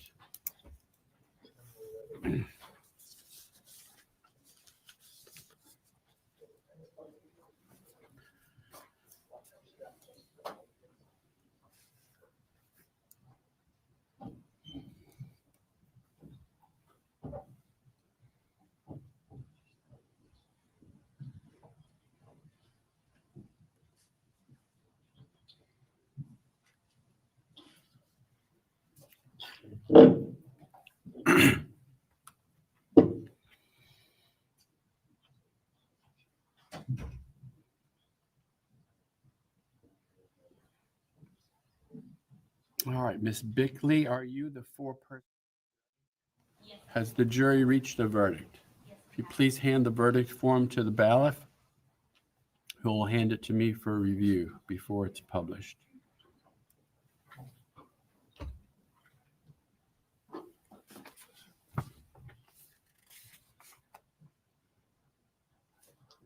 The verdict is in proper form. The defendant shall remain standing while the verdict is published through the clerk. We, the jury, find Jose Soto Escalera as to count 1, guilty of first-degree murder as charged in the indictment. If you find the defendant guilty as charged or guilty of any of the above lesser offenses, you must next determine if any of the following has been proven beyond a reasonable doubt. Check yes if proven beyond a reasonable doubt. Check no if not proven beyond a reasonable doubt. During the commission of the offense, the defendant did carry, display, use, threaten to use, or attempt to use any weapon. Yes. As to count 2, guilty of first-degree murder of an unborn child as charged in the indictment. So say we all. This 19th day of September 2025, foreperson Ariel Bickley. Bickley. Please be seated. I will poll the jury. Mr. Montecon, I believe your name is Montecon, right? My last name, have Monte on the sheet here. Mr. Montecon, is this your verdict as well as the verdict of the jury as a whole? Miss John, is this your verdict as well as the verdict of the jury as a whole? Yes. Miss, your verdict as well as the verdict of the jury as a whole? Yes, Your Honor. Miss, is this your verdict as well as the verdict of the jury as a whole? Yes, Your Honor. Miss, as well as the verdict of the jury as a whole? Yes, Your Honor. Miss, your verdict as well as the verdict of the jury as a whole? Yes. Mr. Your verdict as well as the verdict of the jury as a whole? Yes, Your Honor. Miss, or your verdict as well as the verdict of the jury as a whole? Yes, Your Honor. Mr. Your verdict as well as the verdict of the jury as a whole? Yes, Your Honor. Miss, your verdict as well as the verdict of the jury as a whole? Yes, Your Honor. And Miss, like your name pronounced, is this your verdict as well as the verdict of the jury as a whole? Yes, Your Honor. And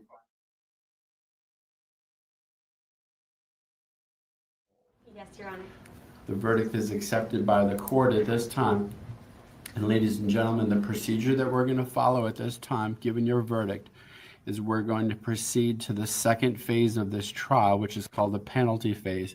We're going to do that on Wednesday of next week. Monday, the lawyers and I are going to be working on the case in court. Tuesday is a court holiday, so we will reconvene Wednesday, the 24th at 8:45 for that proceeding. This is very important, and I've instructed the alternates, the same way. They will be reappearing on that day as well. It's very important to follow that rule that I've instructed you on from the beginning of the trial, which is in relation to this case is still pending. There are still issues for you to be involved with and consider. And you should only do that based upon the formal evidence in this trial and nothing else. So you remain under that rule that I've instructed you on previously, as far as not talking to anyone outside the jury, and obviously don't continue your deliberations on this case at this time. Even during the second phase of the trial, with regard to that proceeding, you are not allowed to talk to each other about what's going on then as the proceeding commences. You would be able to do that once you start to deliberate at that time. Avoid all media coverage of the case. Don't do any research.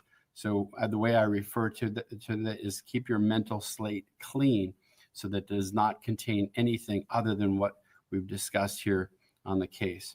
With that, enjoy your weekend, enjoy your Monday and Tuesday off. On Wednesday, you'll report downstairs at 8:45 in the morning, and we'll proceed with the penalty phase of this case. Thank you for your continued service in this case, and the bailiffs will assist you at this time. They will take your notes so that you'll have them when you reconvene. And if they're in the jury room, they'll take possession of that too. So no one outside the jury will read your notes, but they will be there for you. At the end of the case, they will be destroyed. Thank you, and we'll see you on Wednesday.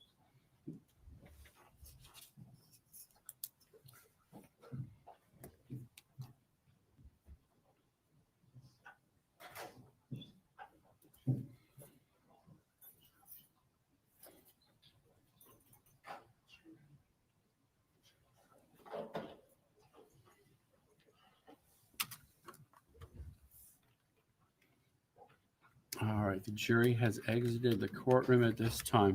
With regard to Wednesday, I've actually prepared some preliminary instructions for Wednesday's purposes, but it's going to need to have input from the lawyers. We could do that now or this afternoon, or we could do that on Monday. Really, it's your choosing. This way you can contemplate what could be in those instructions. The template I use is the standard instruction from the Florida Supreme Court.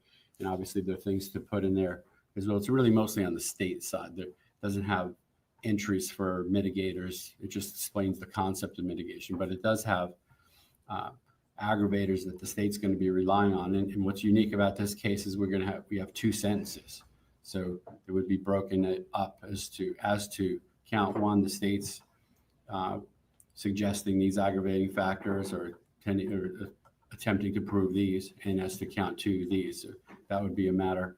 First, we really should start off with the state to see what they're going to be asking for. Just so that I will likely be preparing a written list of mitigators, just so I can share it with the state and the court. That doesn't need to be included in any instructions, but I appreciate that. Prepared, I do think. Okay. All right. And anything else you want to reconvene on Monday? Make sure that all the exhibits come back, and then did you print multiple copies of instructions? Yes. Is there a master copy that we can make sure goes with the evidence so that we have one? Just take one of them. They're all the same. So, yes. Judge, one final thing, just for housekeeping purposes, I wasn't sure if you had other matters being heard on Monday. Is it okay if we leave all our binders here? As long as that's okay with the ballots, I don't. It's just this case. So, I thought so. Yeah. All right. So we'll see. Let's make sure we get all of the evidence back to the clerk.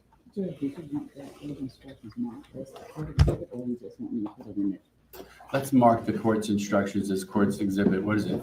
Three. Yeah. We'll mark them as court's exhibit 3. Okay.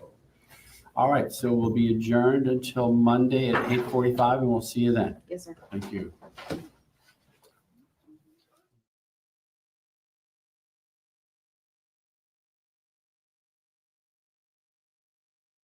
Wow. So, in just a little bit over an hour, guys, he was found guilty.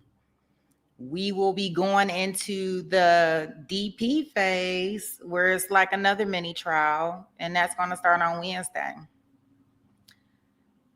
But wow, oh wow.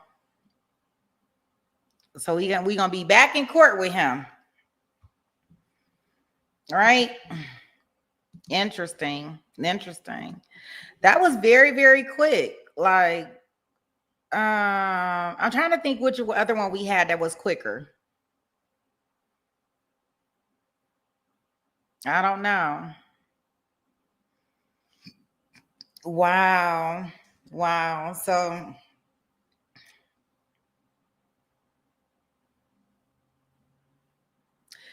just so you know, any members that would love to get their certificate of completion, please email the therapist at gmail.com. I will drop her email in the link description in order for you to email. That's one of the membership perks.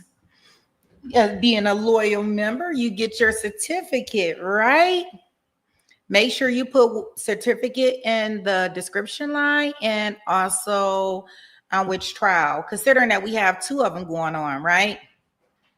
We will be jumping into the room of, I will be dropping also the link for the hubby on a live trial.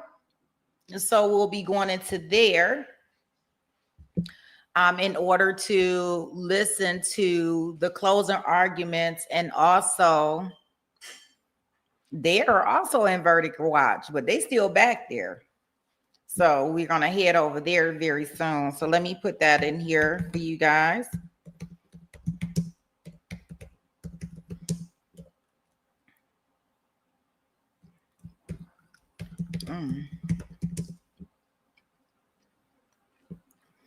So here's for all the members, if you want to email therapist, at gmail.com, just ask for a certificate and which trial you were watching.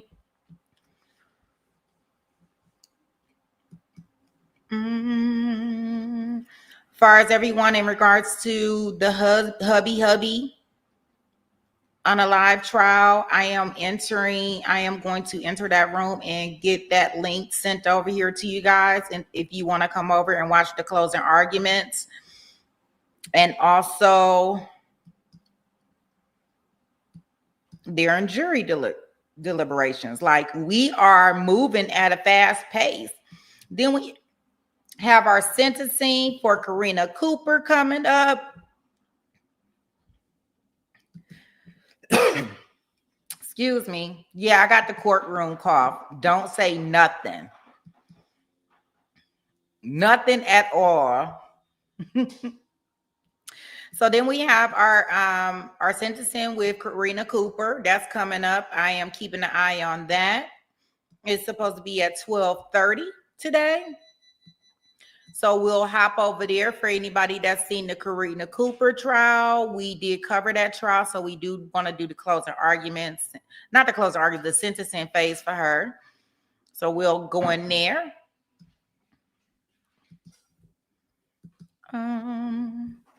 Let me go ahead and drop this link.